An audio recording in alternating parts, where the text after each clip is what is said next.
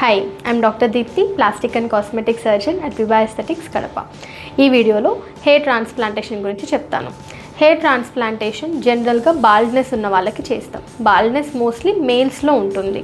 ఎందుకు అంటే జెనెటిక్ ఒక రీజన్ అయితే, ఇంకొకటి హార్మోనల్ ఇన్ఫ్లుయెన్స్.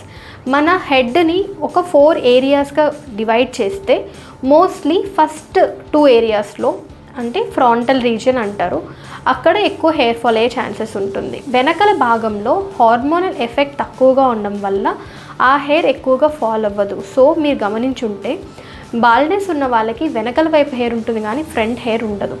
సో వెనకల ఎక్కడైతే హార్మోనల్ ఎఫెక్ట్ ఉండదో అక్కడ నుంచి హెయిర్ తీసుకొని మేము హెయిర్ లేన్ దగ్గర ఇంప్లాంట్ చేస్తాం. ఇంప్లాంట్ చేసిన తరువాత ఒక 1 వీక్ ఆర్ 10 డేస్కి ఇంప్లాంట్ చేసిన హెయిర్ అంతా ఫాల్ అయిపోతుంది. న్యూ హెయిర్ గ్రో అవ్వడానికి టైం పడుతుంది. రిజల్ట్స్ తెలియడానికి 6 మంత్స్ టైం తీసుకుంటుంది. కానీ అంతవరకు హెయిర్ సప్లిమెంట్స్ అండ్ దానికి కావాల్సిన సీరమ్స్ అవి యూస్ చేయాల్సి ఉంటుంది. మీకు హెయిర్ ట్రాన్స్ప్లాంట్ గురించి ఇంకేమైనా డౌట్స్ ఉంటే try to contact us. Thank you.